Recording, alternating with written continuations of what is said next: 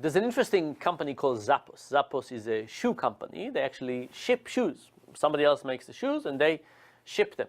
And they do a nice job and they have a really wonderful website, and they're owned by Amazon. It's a really nice company. And one of the interesting things about Zappos, they have lots of interesting things about them, but one of them is the hiring process. And what they do is they bring people in for training. And they train them for quite a few days, more or less a week. And at the end of this training, they say to people, we would love for you to be part of the Zappos family. We would love for you to start working for here, but this is not the right place for everybody. And if this is not the right place for you, we don't think this is something good for you. And therefore, we will pay you to not take the job. And they started by offering people $500, and now they've increased up to $2,000. Now think about it, what a crazy idea. You come, you do a week of training, and at the end of week of training, they say, we'll pay you $2,000 not to take the job. Now, these are not highly paid people. These are people who are going to get paid $12, $14, $15 an hour to do customer service on the phone. Why would Zappos pay people not to take the job? And there are basically two reasons.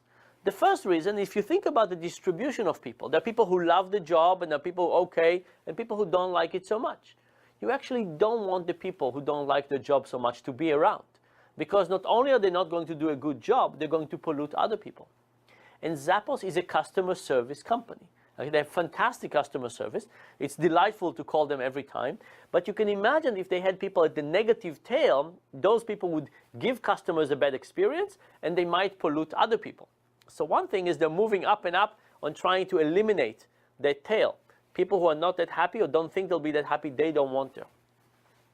The second thing, I think, has to do with cognitive dissonance.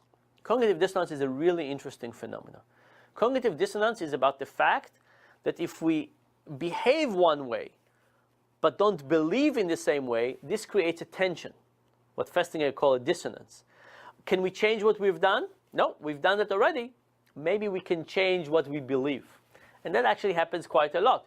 You behave a certain way and then you shift your belief to fit with that. Now, let's go back to Zappos. What happened to Zappos?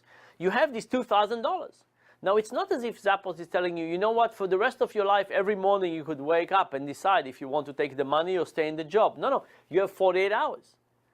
And if at the end of 48 hours you decide not to take the money, you wake up every morning for the rest of your career at Zappos and you tell yourself, I could have gotten $2,000, but I decided to work at Zappos.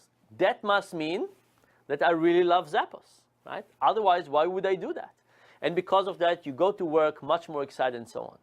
And from what I hear, the atmosphere there is really like kind of a wonderful cult. People are really happy with each other. They celebrate birthdays. People live together. There's all kinds of wonderful things happening. And I'm sure there's lots of reasons for it. But one of them is that now people convince themselves that they must love the place because they gave up so much to be there.